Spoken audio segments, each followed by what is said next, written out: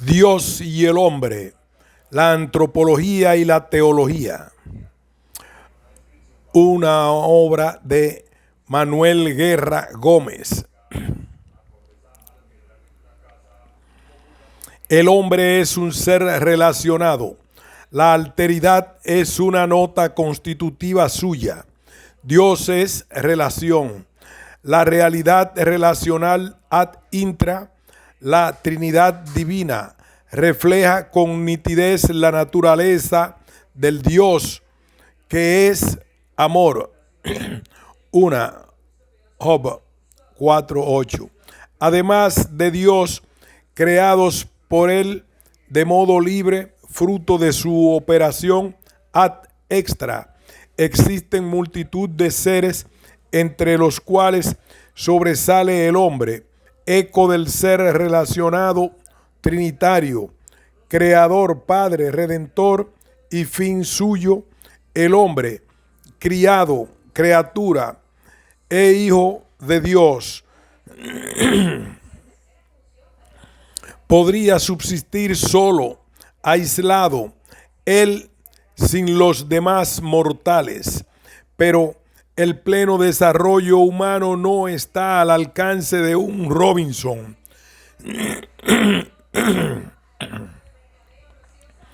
Sería, como dice Aristóteles, una bestia, un ser embrutecido, apenas racional. Y no sería ni eso, simplemente dejaría de ser si se rompiera su ligazón objetiva con la divinidad realmente existente, lo acepte el hombre, persona religiosa o no, ateo, agnóstico, deísta, pero a su vez la divinidad en cuanto a su conocimiento depende hasta cierto punto del hombre. Así lo exige el carácter analógico de su conocimiento racional, natural, de la divinidad. Depende del hombre no la existencia de Dios, sino el modo de figurarlo y de conocerlo. Del entramado, tejido de la maravillosa interdependencia de Dios y del hombre, entresaco dos hilos, dos constantes del pensamiento occidental, hilvanadores de la antropología y de la teología, tanto en la antigüedad griega como en nuestro tiempo. Dime cuál es tu nombre, tu antropología, y yo te diré cuál es tu divinidad, tu teología, y al revés. Es conocida la compleja relación existente entre el pensamiento griego, entre la antropología y la cosmología, entre el hombre y el cosmos o universo. De ahí que sean llamados respectivamente microcosmo y macrocosmo, con el mismo o similar fundamento entre los griegos. Podría definirse al hombre como un microteísmo, especie de miniatura o diminutivo de la divinidad, a Dios como un superlativo del hombre. El hombre griego de todos los períodos de su historia habría aceptado la validez del siguiente planteamiento. Dime cuál es tu hombre, tu concepto del ser humano, y yo te diré cuál es tu Dios. Tu concepto de la divinidad, en qué Dios crees, y al revés. De hecho, casi con estas palabras se lo plantea Teófilo, obispo de Antioquía, el último de los padres apologistas, segunda mitad del siglo II, a su interlocutor Autólico. Si me dices, muéstrame a tu Dios, yo te replicaría, muéstrame a tu hombre, y yo te mostraré a mi Dios. En honor de verdad, conviene precisar que Teófilo de Antioquía, cuando habla del hombre, no se mueve en el ámbito de la antropología sin más, sino en el de la parcela antropológica, la de la ética. Habla de los condicionamientos morales del conocimiento teológico, religioso. En el griego antiguo no puede darse reciprocidad semántica entre los términos teología y antropología, pues teología, cast, antropología, es un tecnicismo de creación reciente. En cambio, teología, cast, teología aparece ya en Platón y en Aristóteles, etcétera, precisamente para designar la exposición, los discursos acerca de los dioses. Pero resulta curiosa, por no decir sorprende, la coincidencia semántica de los verbos emparentados etimológicamente con teología, pues antropología equivale al cual antropomorfizar respecto de la divinidad, o sea, representar al modo humano a la divinidad. Por consiguiente, si hubiera existido el término antropología, no habría significado el conocimiento o concepto que el hombre tiene en sí mismo, sino el conocimiento mitológico y lógico racional de lo divino.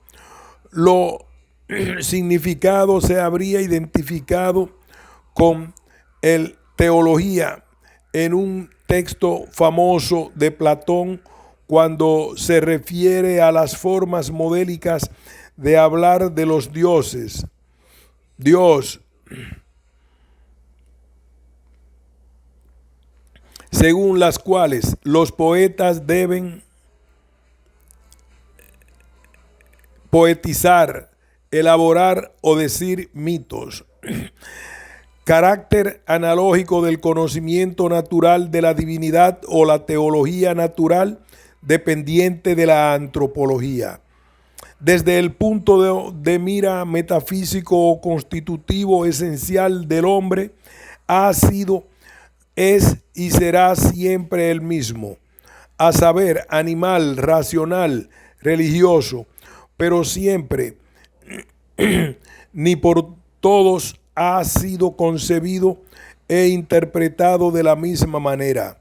De ahí que deba hablarse de antropologías en plural, tanto en la Grecia antigua como en el mundo moderno.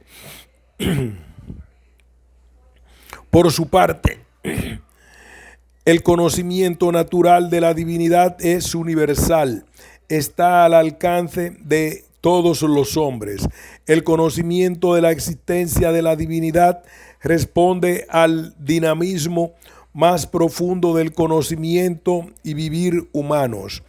Todos los hombres tienen anticipationem, quandam deorum, quam appelat Epicurus, id est anteceptam ánimo, alma, rey, quandam informationem.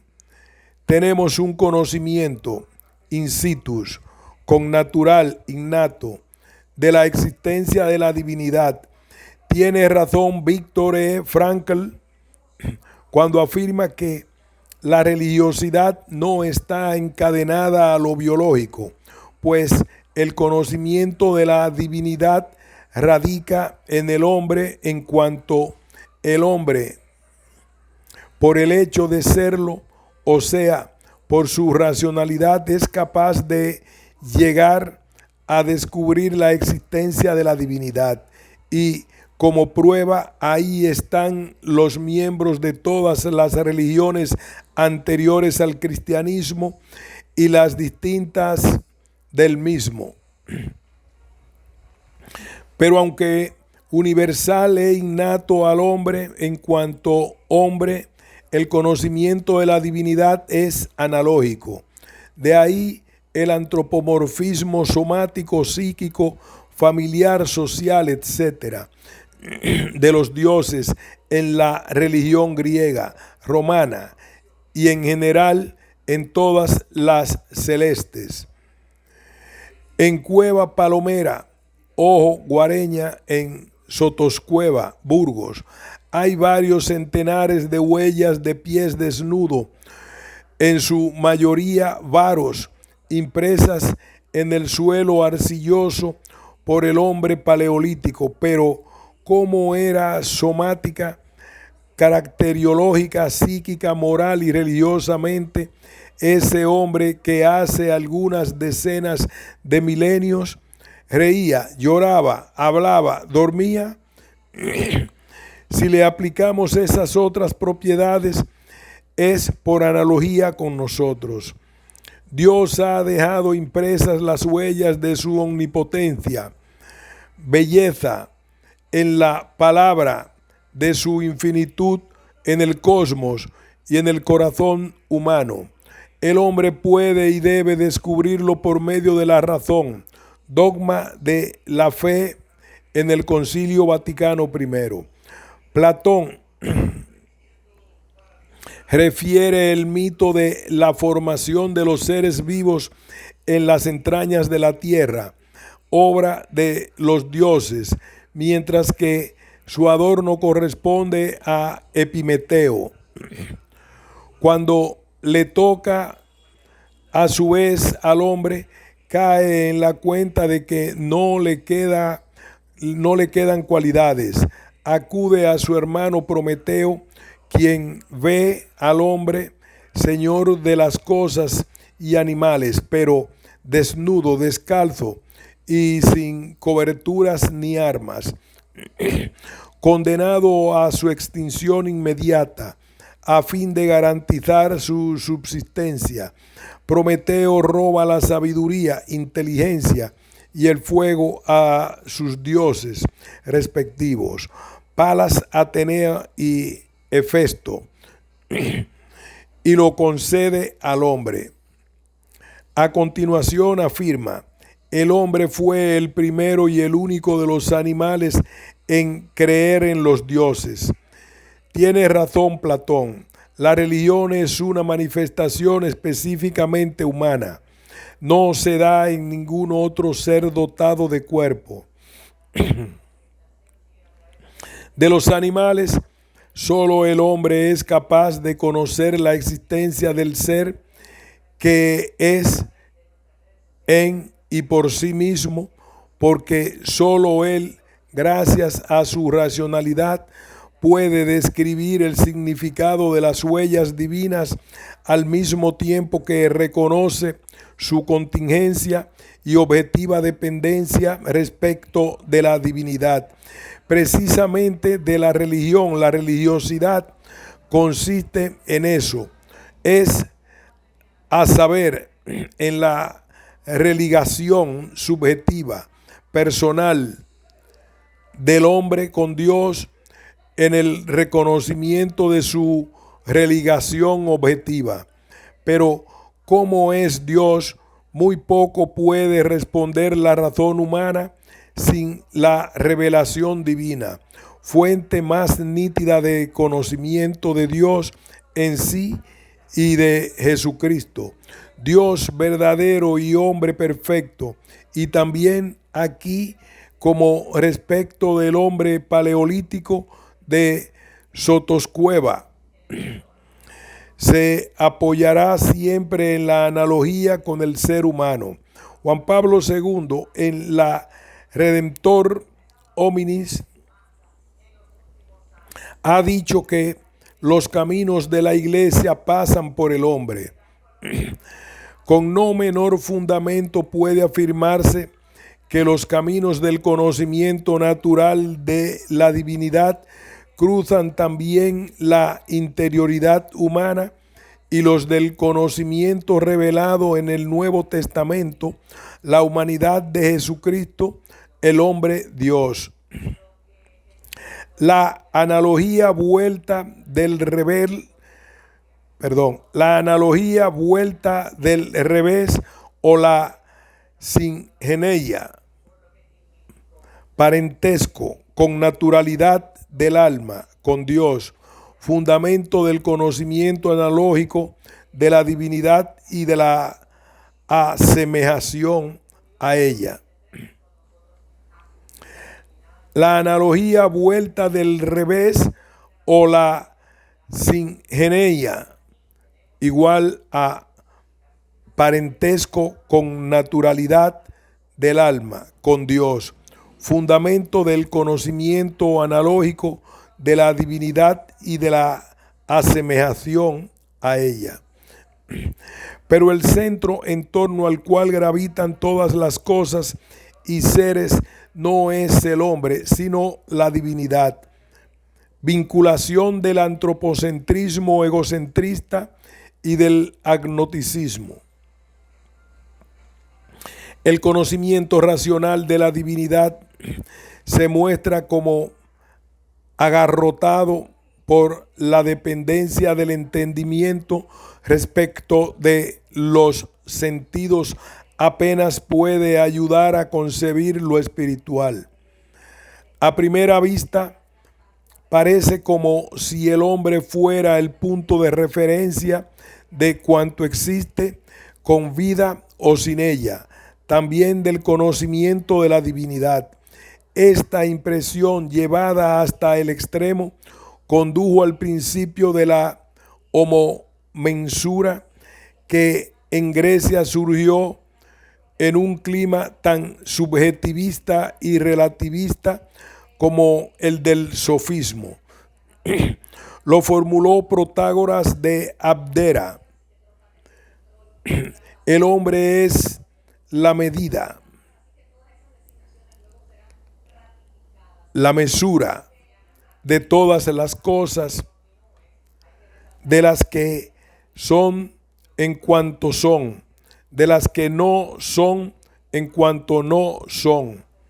De acuerdo con la explicación de este texto dada por Aristóteles, la medida de todas las cosas no es el hombre, sino cada hombre.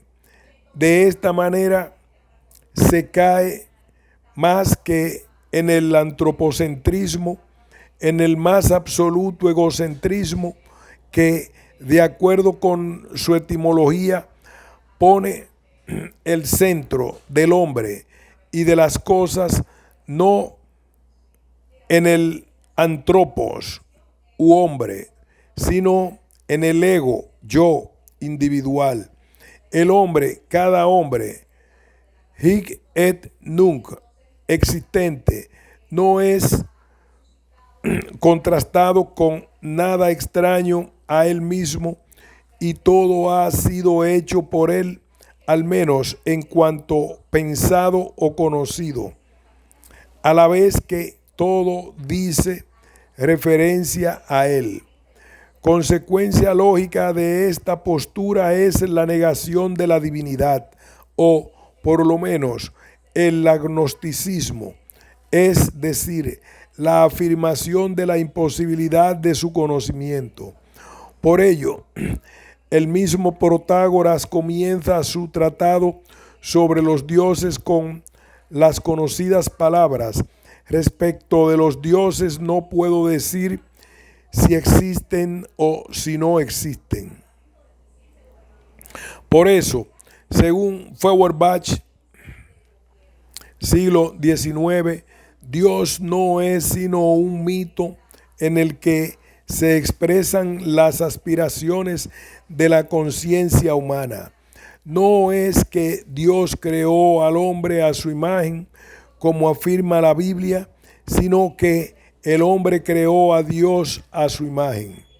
Dios sería como el cúmulo de cualidades y aspiraciones ideales que los hombres, al no tenerlas y verse incapaces de alcanzarlas, habrían proyectado fuera de sí, objetivándolas en un ser absoluto. El teocentrismo, o la vuelta del revés de la analogía. El término o concepto padre, a modo de ejemplo, en sentido propio, se dice del padre de familia, del padre según la carne. Si se aplica a otros hombres, a los sacerdotes, padres espirituales y a Dios, son diversos grados de analogía. El concepto padre en parte les conviene y en parte no. Si queremos purificar la analogía en su trecho inadecuado a fin de llegar a un conocimiento verdadero de Dios, la huya afirmationis, Dios es Padre, bueno, sabio, etc., debe rectificarse por medio de una huya negationis. Dios no es Padre sabio, eleutionis ad infinitum. Dios es Padre sabio, etc., en grado eminentemente infinito. Y en este instante, a poco que reflexionemos, caemos en la cuenta de que no es verdad que Padre corresponda en sentido propio al Padre según la carne. En sentido propio, todo lo bueno, también la verdadera paternidad, corresponde solo a Dios. Nuestra paternidad, sabiduría o bondad no es sino una sombra, un reflejo más o menos pálido de la divinidad. El punto de referencia de la luz no es la cerilla que uno puede encender en la oscuridad de la noche, ni la de la luna, sino la luz cenital del sol. Aunque a veces no nos ilumine o no la veamos, el punto de referencia de todo lo bueno es Dios, no el hombre. En el fondo, este es el mitologema o mensaje recubierto por el vistoso ropaje de la alegoría platónica de la caverna, dicho por Sócrates precisamente para descifrar la naturaleza humana. El hombre mora como en una caverna, igual el mundo de lo sensible, que se abre a la luz, el sol, a través de una galería, lo corporal, encadenado desde la niñez de espaldas a la salida, solo puede ver el reflejo o la sombra, igual que las cosas y seres sensibles, proyectada por las únicas cosas reales, igual a las ideas, la bondad, la belleza, la verdad, etc. Sobre la pared de la caverna que tiene ante sus ojos, únicamente después de su muerte el alma comprenderá que lo bueno, bello, etc., en sentido propio no es nada ni nadie de este mundo, sino la bondad, la belleza, etc., increada, eterna. Resulta pues lógico que Platón cambie el sujeto del principio protagónico. El hombre es la medida de, y diga, Dios es la medida de todas las cosas, de las que son en cuanto son. El punto de referencia no es el hombre, sino la divinidad. El hombre resulta así indefinible por sí solo, sin acudir a la divinidad. Aunque suene a paradoja, el hombre no es él solo ni únicamente, conforme a la frase orteguiana, él y sus circunstancias ambientales e históricas. El hombre es él y Dios. Quel cum qui soit, y moi plus moi meme, que moi Paul Claudel, o como le llama San Agustín, tu intimior íntimo meo. Lo divino en el hombre o la singeneia del alma con la divinidad, raíz y fundamento del conocimiento analógico de la divinidad. El fundamento de la analogía, o sea, la vertiente adecuada del conocimiento natural de la divinidad, consiste en lo divino presente en el hombre, y no me refiero al fuego de la inteligencia. Traducción en Hendiadis, robado por Prometeo a los dioses y dado al hombre de acuerdo con el famoso mito ya reseñado. En el hombre hay algo mucho más divino.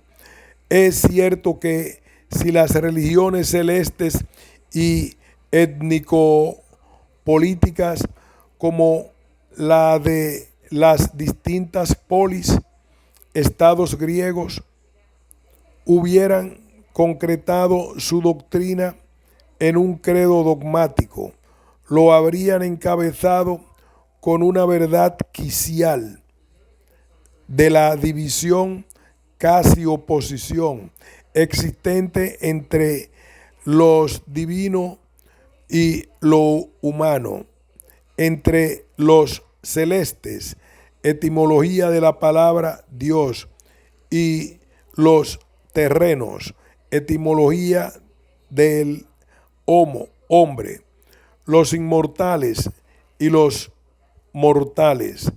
Ya Homero, maestro educador de la Hélade, afirma: son y serán siempre dos razas distintas, las de los dioses inmortales y la de los hombres que caminan sobre la tierra.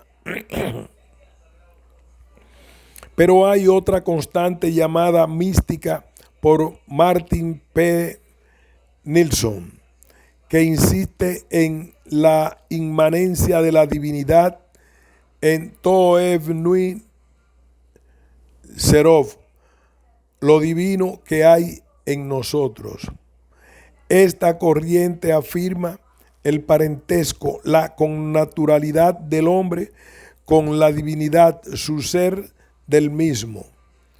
Transliterado genos, igual raza, linaje.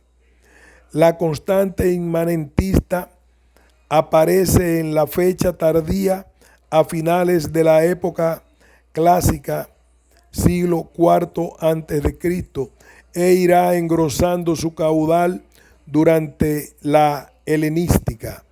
No pudo existir antes por hallarse en pleno florecimiento la religión oficial celeste, que acentúa la trascendencia de la divinidad y porque lo impedía su antropología, de la que hablaré más tarde.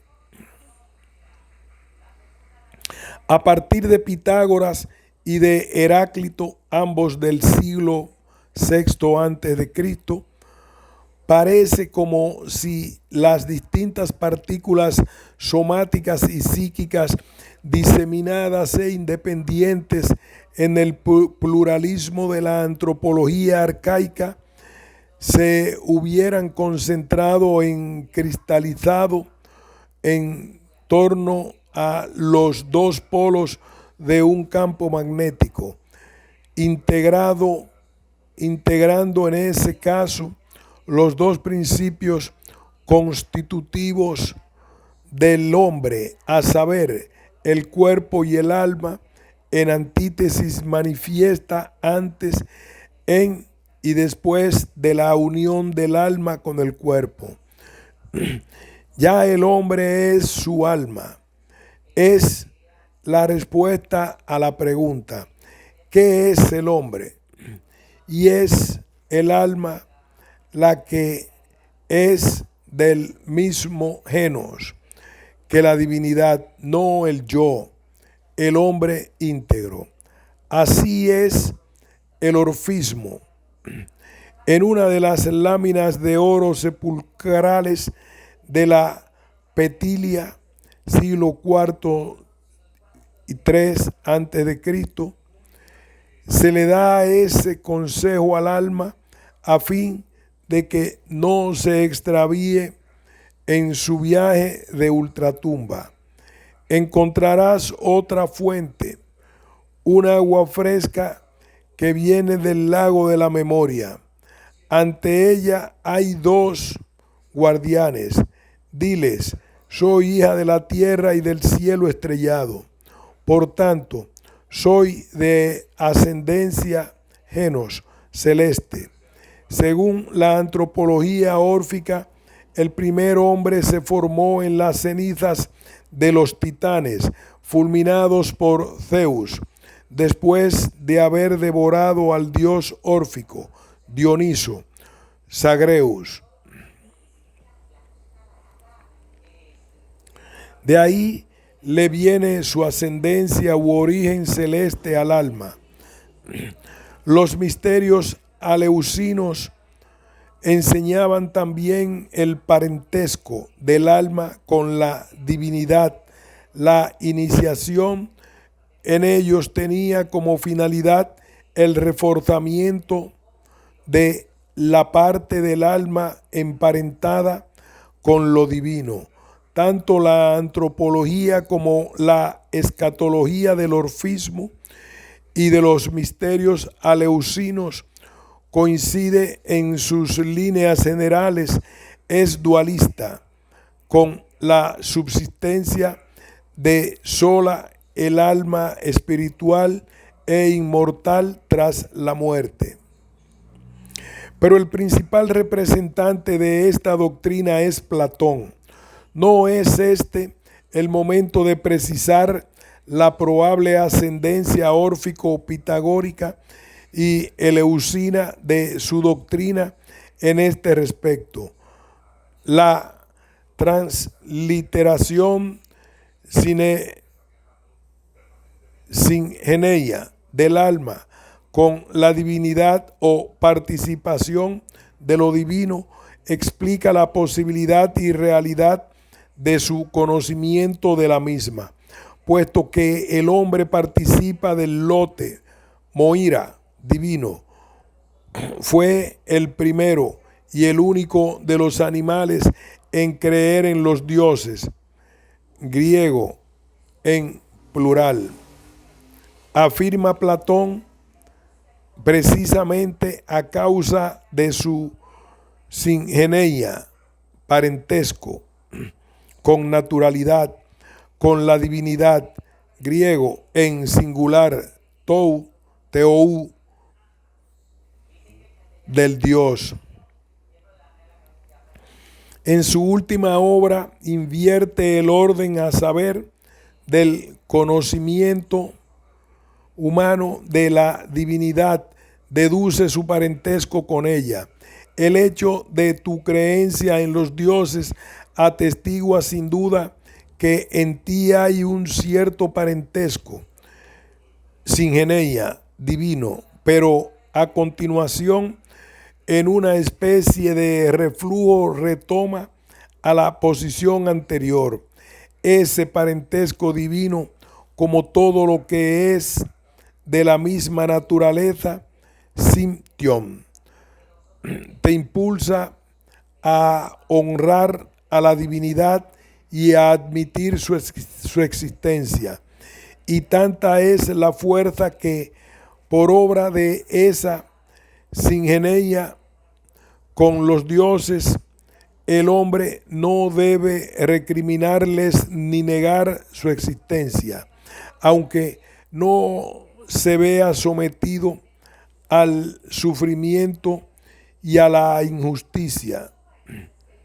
Y es que, como enseña el mismo Platón, cualquier tipo de conocimiento supone un cierto grado de parentesco o connaturalidad. sin genes entre el sujeto y el objeto del conocimiento. De ahí que la inteligencia sea el único órgano capaz de conocer lo inteligible, lo no sensible, por ejemplo, las ideas, del conocimiento vivencial o asemejación con la divinidad. La singeneia es además el fundamento y el punto de partida del proceso de asemejación del hombre con la divinidad. Antes de caer y quedar sepultada en su cuerpo, el alma ha contemplado las ideas, bondad, belleza, incorporada al cortejo y procesión de los dioses del panteón politeísta griego por los espacios siderales. Su misión es retornar al lugar donde el cual se precipitó cayendo en la tierra a fin de zambullirse en la contemplación perenne de las ideas en las regiones supracelestes. Para ello ha de someterse a un proceso de catarsis, purificación, en orden a desprenderse del contagio corporal y obtener la opoiosis, transliterado homoiosis o asemejación con la divinidad, como el terminus ad quem de este proceso de asemejación es la divinidad, ni será definitivo en esta vida ni jamás total. Por eso, al hablar de la homoiosis, Platón añade siempre un inciso sumamente expresivo: en la medida de lo posible y también lo más posible. Esta idea de esfuerzo nunca terminado del todo aparece perfectamente formulada en las últimas palabras pronunciadas por el más destacado neoplatónico Plotino, siglo III después de Cristo, antes de morir. Esforzarse por elevar lo divino que hay en nosotros hacia lo divino que hay en el todo. La condición objetiva común a todos los mortales de la singeneia y la subjetiva diferenciada de la homoiosis explica que la primera, común denominador de la religación objetiva con la divinidad, carezca de contrario, mientras que la segunda, numerador individual, religación subjetiva de cada alma, cuenta con la anomoiosis o negación de la homoiosis, incluso etimológica, o sea, la desemejación.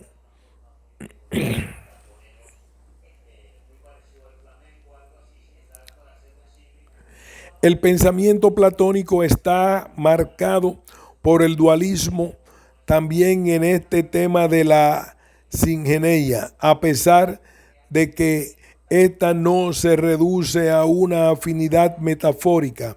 Se trata de un parentesco con naturalidad espiritual impreso en el alma y base tanto de lo religioso secundario, exteriorizaciones de la creencia en los dioses, el culto, cuanto del conocimiento intuitivo o contemplación de las ideas y el camino conducente a esa contemplación, aspiración y meta de las almas.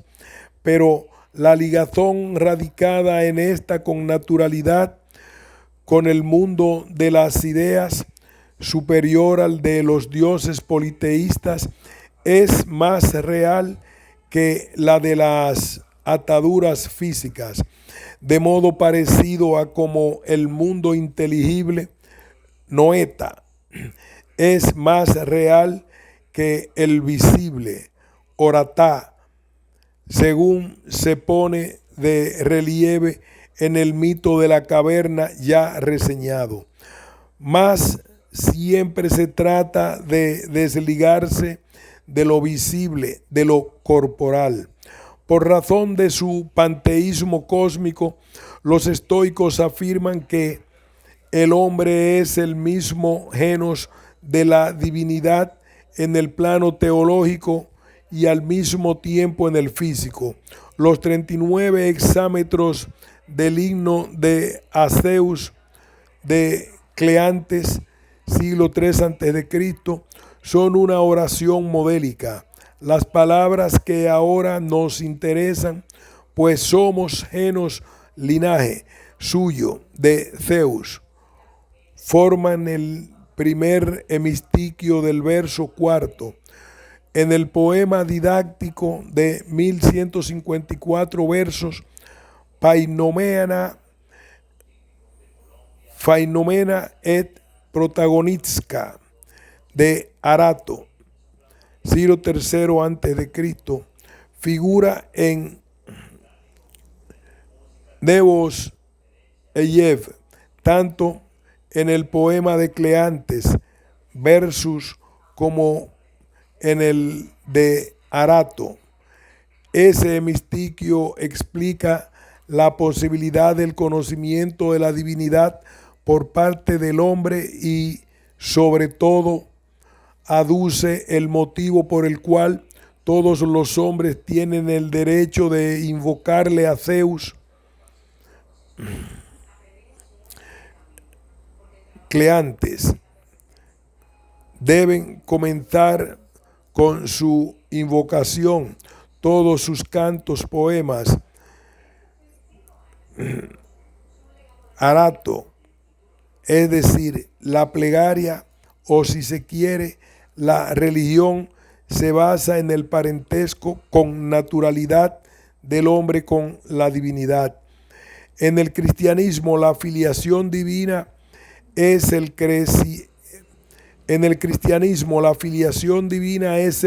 cimiento objetivo del culmen y la piedra clave de toda la vida cristiana.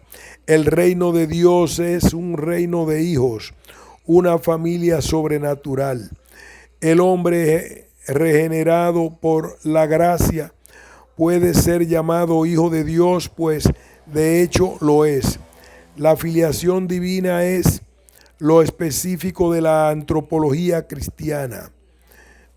En el estoicismo, el origen divino de los hombres, de todos los hombres, no supone ni exige una filiación divina.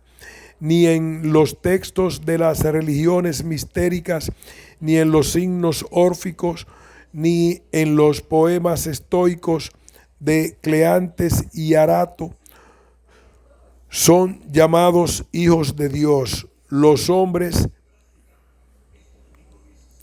ni existe rito alguno de adopción espiritual. El estoicismo unifica de algún modo todos los dioses del politeísmo griego en el dios Logos, éter, de impronta panteísta, pero la relación de los hombres con la divinidad de origen divino de todos y el que todos le deban su existencia no supone ni pone en el hombre un sentimiento de dependencia filial, ni una unión como la de un hijo con su padre, ni le concede el título de hijos de esa divinidad que lo llena todo y todo lo vivifica al modo de un alma cósmica.